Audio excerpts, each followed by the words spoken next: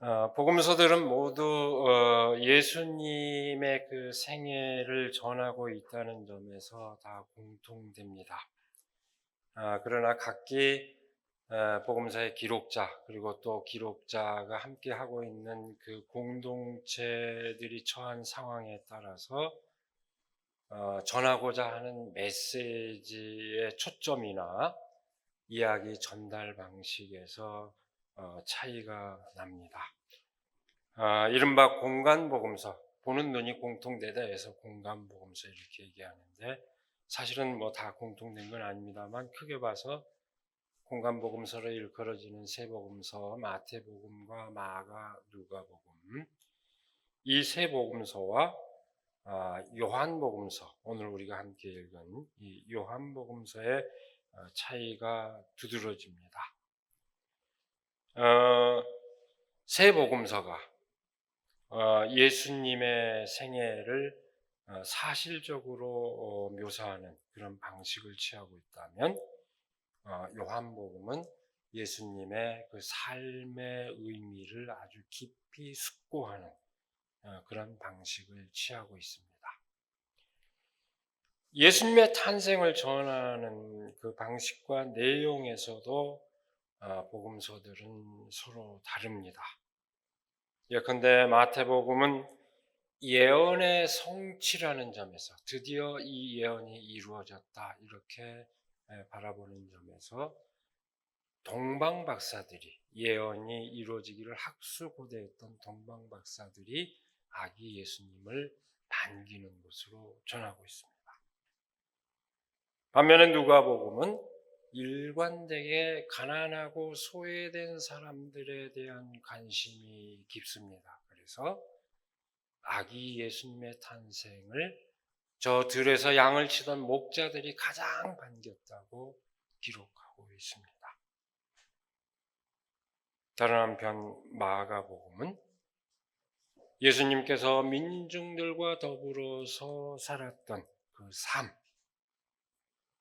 삶 자체에 대해서 관심이 깊었기 때문에 예수님의 탄생에 관한 이야기는 별도로 전하지 않고 있습니다. 오늘 우리가 함께 읽은 이 요한복음 역시 예수님의 탄생을 직접적으로 언급하지는 않습니다. 대신에 다른 복음서들과 전혀 다른 방식으로 이 땅에 오신 예수 그리스도의 그 의미를 전하고 있습니다. 바로 오늘 우리가 함께 나눈 본문 말씀입니다. 오늘 본문 말씀은 창조되기 이전부터 존재하였던 말씀이 어둠으로 뒤덮인 이 세상에 참 빛으로 오시어 세상 만물에 참 생명을 주었다는 이야기로 예수님의 탄생을 말하고 있습니다. 모든 것이 그로 말미암아 생겨났으니 그가 없이 생겨난 것은 하나도 없다. 창조된 것은 그에게서 생명을 얻었으니 그 생명은 사람의 빛이었다. 그 빛이 어둠 속에서 비치니 어둠이 그 빛을 이기지 못하였다. 예수 그리스도께서는 어둠으로 덮여 있는 세상에 오셔서 모든 사람을 비추는 참 빛이 되셨습니다. 예수 그리스도께서는 사람들 사이에서 하나님이 어떤 분인지, 그분의 뜻이 무엇인지 몸소 보여주셨습니다. 바로 그렇게 모든 사람에게, 우리에게 빛이 되셨습니다. 그러나 안타깝게도 세상은 그 참 빛을 알아보지 못했습니다. 사람들은 예수 그리스도를 거부하였습니다. 끝내 그분을 십자가에 매달려 죽음에 이르게 하셨습니다. 마치 어둠이 빛을 삼켜버린 듯 했습니다. 오늘 우리가 우리 현실에서 경험하고 있는 것과 다르지 않습니다. 빛이 다가오는데도 여전히 어둠 가운데서 행하던 대로 하는 이들이 우리의 마음을 지금 심란하게 하고 있지 않습니까? 똑같습니다. 그러나 어둠이 빛을 이길 수는 없습니다. 예수 그리스도를 참 빛으로 알고 그분을 맞아들인 사람들이 있었습니다. 초기 교회 역사에서 신실한 그리스도인들을 말합니다. 동시에 오늘 진실한 마음으로 예수 그리스도를 받아들이는 사람들을 말합니다. 하나님께서는 그 빛을 맞아들이는 사람들을 하나님의 자녀가 되는 특권을 주셨습니다. 그들에게 그 특권을 주셨습니다. 혈통으로나 육정으로나 사람의 욕망으로 난 것이 아니라 하나님께로부터 나는 진정으로 거듭난 존재가 되는 특권을 허락하신 것입니다. 그 어떤 제도나 전통의 권위에 매인 삶이나 그칠 줄 모르는 지배의 욕망을 따라 사는 삶, 기존의 권력에 매인 그런 삶이 아니라 진정한 빛인 예수 그리스도를 따르는 삶으로 거듭난 인간 존재에 대한, 사람에 대한 희망의 선언입니다. 빛으로 오신 예수 그리스도를 전하는 오늘 본문 말씀은 아주 특별한 방식으로 그 뜻을 다시 새깁니다. 그 말씀은 육신이 되어 우리 가운데 사셨다. 우리는 그의 영광을 보았다. 그것은 아버지께서 주신 외아들의 영광이었다. 그는 은혜와 진리가 충만하였다. 오늘 말씀의 마지막 구절입니다. 그 말씀은 육신이 되어 우리 가운데 사셨다. 여러분, 이 말씀이 뜻하는 바가 무엇일까요? 그것은 하나님께서 인간이 되셨다는 것을 말합니다. 다시 말해서 인간과 똑같은 몸을 지니고 살았던 예수 그리스도께서 그 하나님을 온전하게 보여주셨다는 그런 이야기입니다.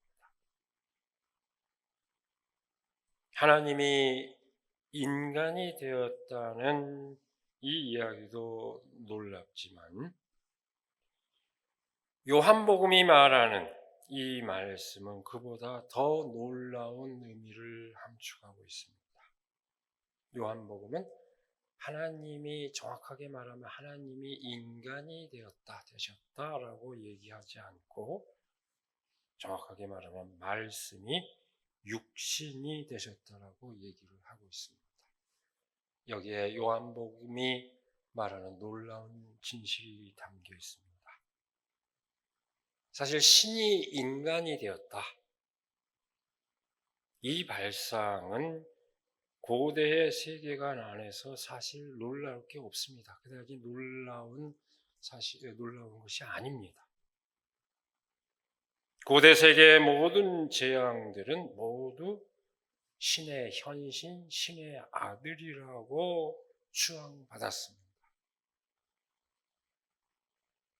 그런 상식적인 세계관 안에서 신이 인간이 되었다 하는 이 선언은 그다지 충격적인 선언이 아닙니다. 오히려 당시 평범한 상식에 해당할 수도 있습니다.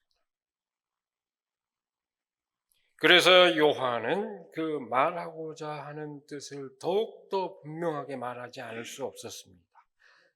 말씀이 육신이 되었다. 이렇게 얘기했습니다.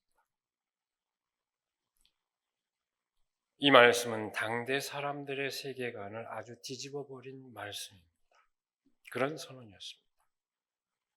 여기서 말씀은 원문으로 얘기하면 로고스를 얘기합니다. 진리를 뜻합니다.